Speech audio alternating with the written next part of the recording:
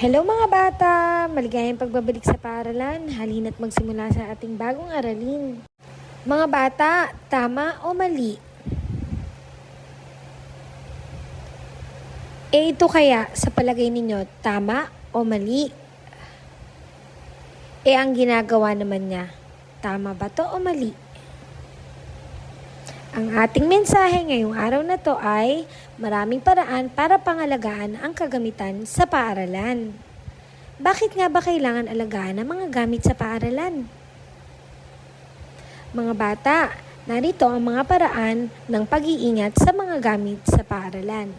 Una, gamitin ng tama ang mga kagamitan katulad ng mga upuan at lamesa.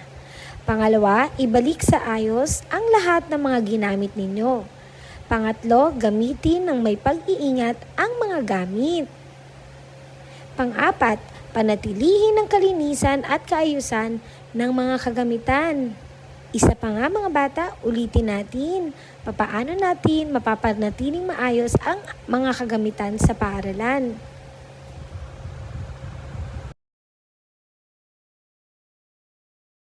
Ngayon, oras na para sa gawain. Lagyan ng T kung tama ang gawain at M naman kung mali. Ngayon, oras na para sa pagkilala ng mga letra. Halina't balikan ang tunog ng bawat letra.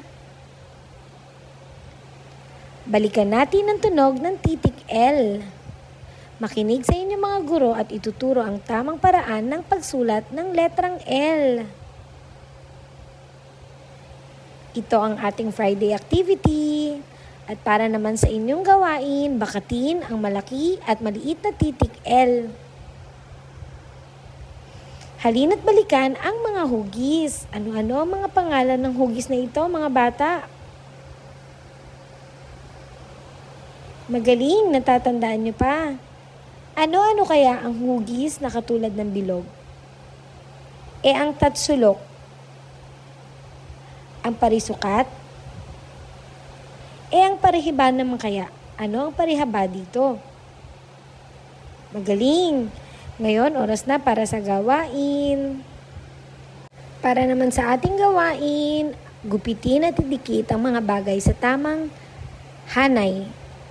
Sa inyong yellow notebook, isulat ang bilang 7.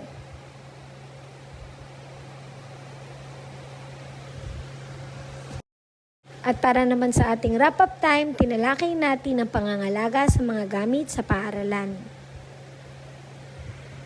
Katulad nito.